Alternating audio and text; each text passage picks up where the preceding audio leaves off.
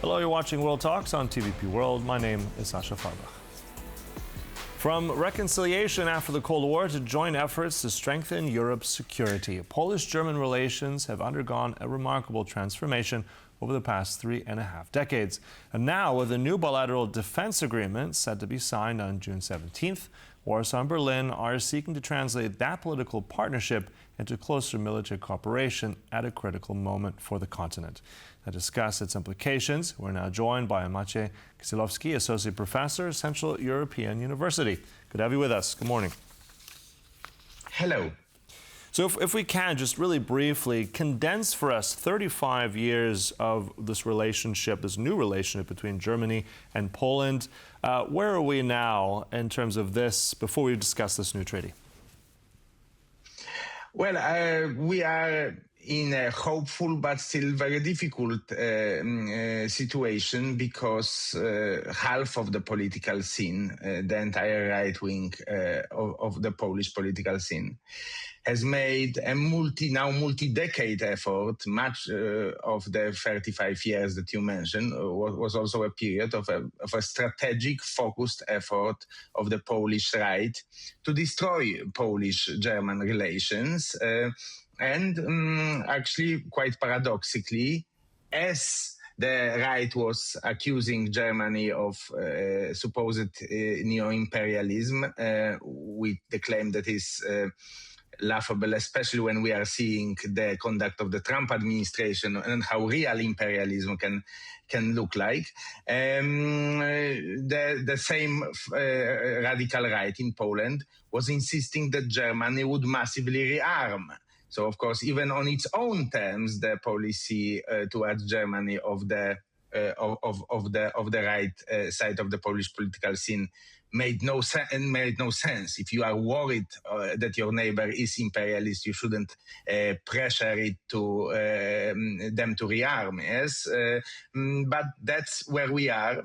And of course, the Tusk government is trying to move forward, kind of talk to Germany past those far-right noises, but it's very difficult because we are talking about the political movement that elected 4 out of the last 5 Polish presidents who have significant competences in foreign policy, who has held governmental power for about half of the last 2 decades and may very well return in a year. So despite the best intentions and the narrative, which is hopeful, there is no doubt that our partners in Berlin are worried what will happen after the fall of next year if this anti-German paranoia of the Polish right is going to reassert itself as a main narrative of the Polish foreign policy. Mm-hmm. Interesting that you mentioned there that 2 different sides, the political, let's say, establishment, one very much trying to destroy that relationship, the other is trying to rebuild it. Interesting point, as you said, Berlin being worried. I just want to get your sense. I mean, we're looking at June 17th. That's still a little bit away. That's a symbolic date. Now, in the last couple of days, we're hearing kind of doubt and uncertainty. Some Polish media were speculating that this treaty between Poland and Germany wouldn't actually take place.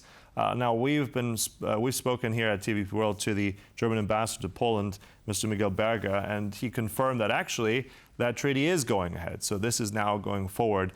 Tell us a little bit more of why that, let's say, that fear on Berlin's side, why those worries?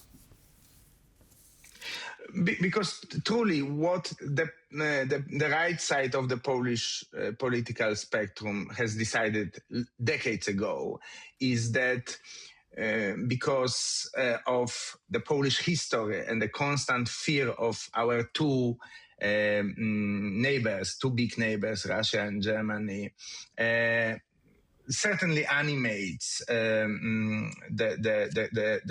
narrative and the so to say national psyche of the Polish society.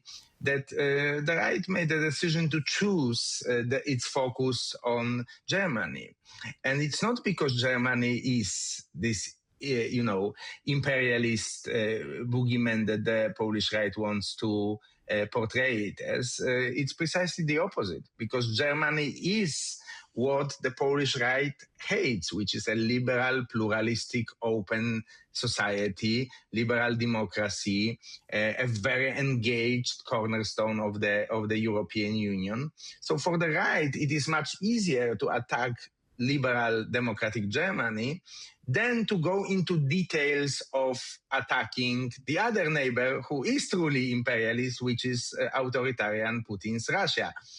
Of course, performatively, the right is also maintaining, some of the parties on the right, not all, are maintaining also a kind of anti-Russian stance.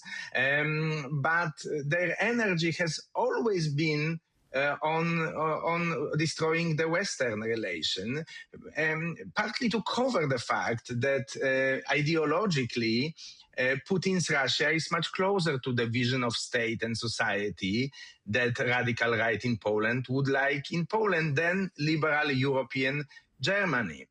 So this is unfortunately something that Germany cannot do much about, yes, because it's not going to change the kind of anti-European political project of the Polish right.